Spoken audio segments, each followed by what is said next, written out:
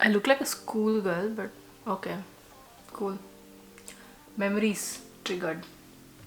Hello people, this is Sonali, the Melodramatic Bookworm. If you've been here before, welcome back, and if you're new to my channel, welcome to the Melodramatic Bookworm family.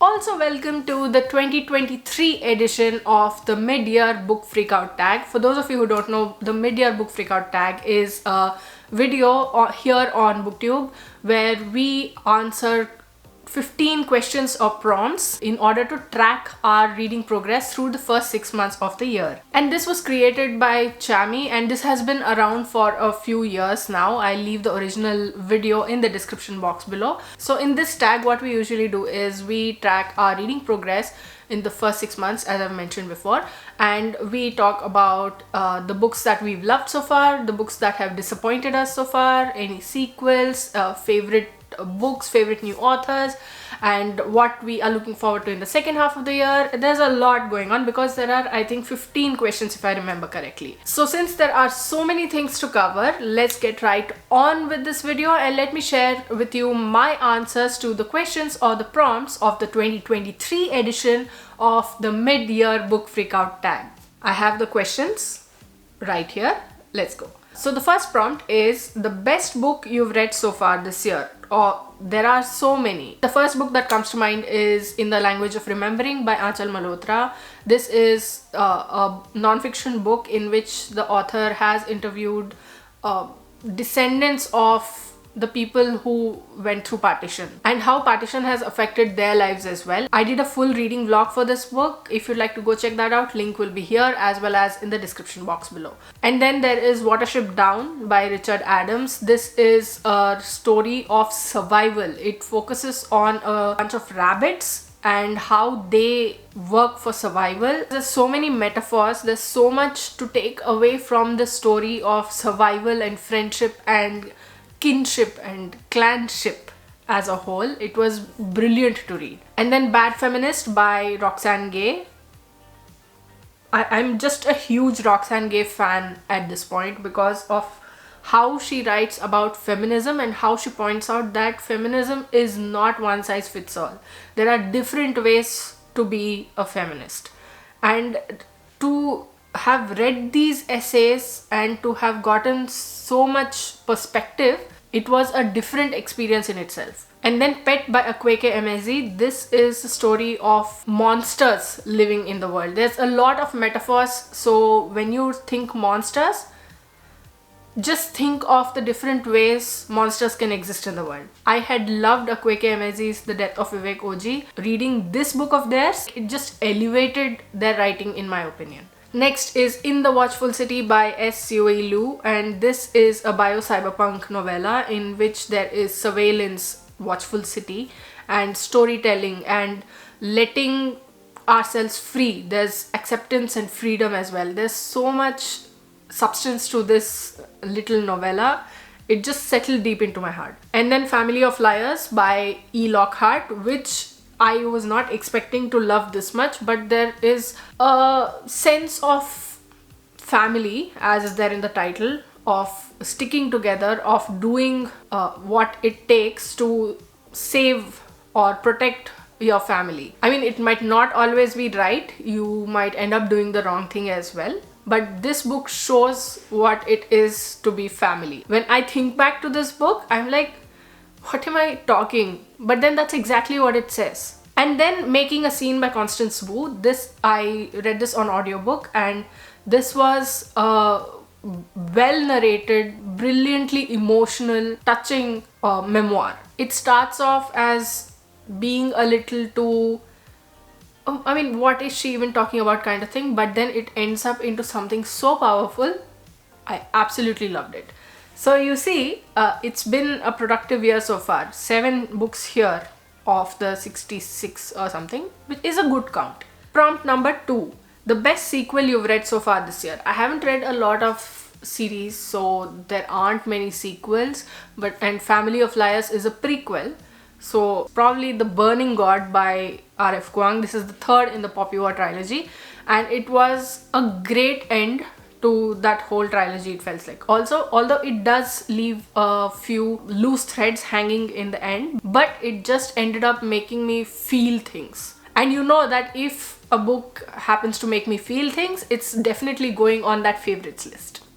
Prompt number 3. A new release that you haven't read yet but really want to. I have 2 books for this. One is A Day of Fallen Night by Samantha Shannon, and the other one is Page Boy by Elliot Page. These are 2 books that figured on my most anticipated book releases of 2023 list, and I am really excited to get to them. Prompt number 4. Your most anticipated release for the second half of the year. And for this also I have 2 answers. One is Family Lore by Elizabeth Acevedo, and the other is Heartstopper Volume 5 by Alice Oseman. Family Lore is Elizabeth Acevedo's adult debut, if I'm not mistaken, and Heartstopper Volume 5, you know, I'm always excited to read Alice Oseman's works. And this is the penultimate volume. It was actually touted to be the last one, but apparently something shifted, and Alice Oseman said that it's going to be the penultimate volume. So there's going to be a volume 6 or something. I don't know if that still holds true, because I remember seeing this news a while ago. But I just hope it is. Prompt number 5. Your biggest disappointment. Oh, I have so many. Okay, first is Dear Girls by Ali Wong. This is a book that it just igged me out. This is a memoir, Ali Wong's memoir, in which she tells her girls, the dear girls in question is her daughters, she tells her girls about the crazy things that she and her dad or she herself got up to when she was younger. But some of these things are like, you can't say those things to your kids. I mean, modern parenting and all that, I don't know, but I don't think those are the kind of things you tell your kids. But it's just me, it's just my opinion. I just got icked out by it all, and I'm like... And then it's Sorrow and Bliss by Meg Mason. I was so excited to read this book, but it ended up whacking me in the face. Like, when you start off the book by saying that this particular main character, this woman, she doesn't want to have kids, which is great, which is brilliant, because throughout history we've seen society and literature and movies and everything show women as this kind of motherly figure.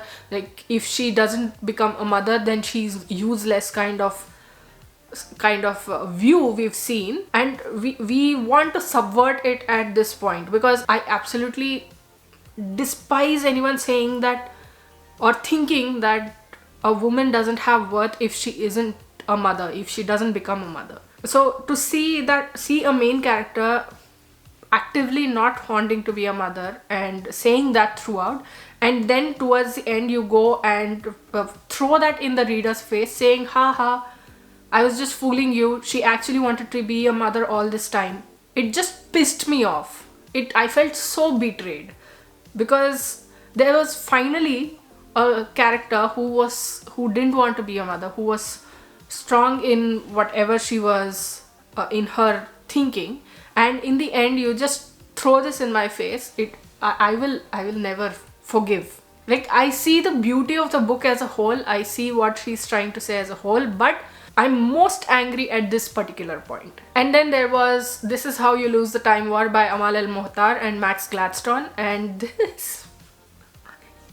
this is a sapphic love story. Throughout time, 2 agents of warring factions, you could call it, they go up and down time and exchange letters, and in this exchange they fall in love with each other, which is pretty nice. But the prose is so purple, it's so flowery, it's like it itself doesn't understand what it's trying to say, and that sort of scratched me the wrong way, and I just got super frustrated with the book. I did a full review also, in which I feel like I just let go. So if you'd like to go check that out, link will be in the description box below. And then one of my first disappointments of the year, which was Highly Suspicious and Unfairly Cute by Talia Hibbert. Talia Hibbert is known for writing adult romances, and this was her first YA book, YA debut it was, and it was just It felt like Talia Hibbert was trying so hard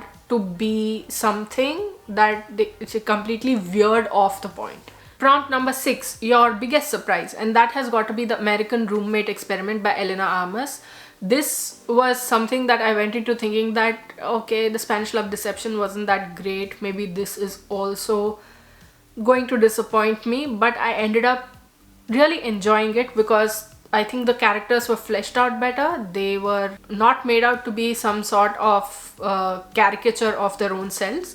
Prompt number 7, your favorite new author or an author that is new to you. I've been reading a lot of known and loved authors, and some of the new ones that I've read, they haven't really stuck with me. They haven't really become favorites of sorts, but there is specifically one who I absolutely ended up loving, and that is Alison Cochrane.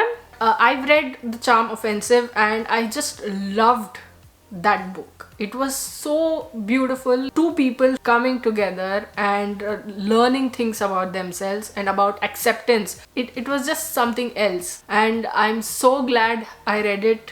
It just made me well up with emotions. But also I remembered when I was reading The Doll, the collection of short stories by Daphne du Maurier, how much I love her writing. Like, I loved Rebecca, but these short stories were what catapulted Daphne du Maurier into favorite author category. So she has become a new favorite author. Prompt number 8, your newest fictional crush. None. I think this prompt gets this answer way too much, but it is what it is. Prompt number 9, your newest favorite character, and that is Carrie Soto. Carrie Soto is back, is a sequel of sorts to Malibu Rising.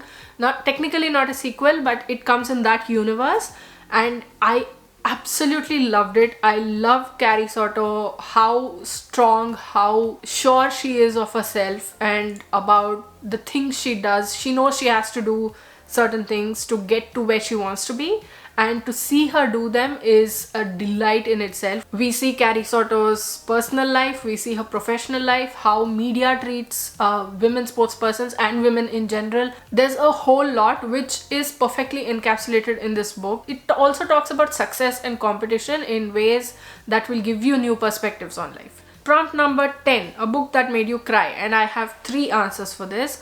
First is In the Language of Remembering by Aanchal Malhotra, in which there is a series of interviews in different sections with survivors of partition and their descendants, and how partition affects their lives throughout the years, how their experiences and the aftermath of it all. And it's just gut-wrenching to read. I think there is video footage of me bawling my eyes out in that reading vlog that I did. So yeah, that's one.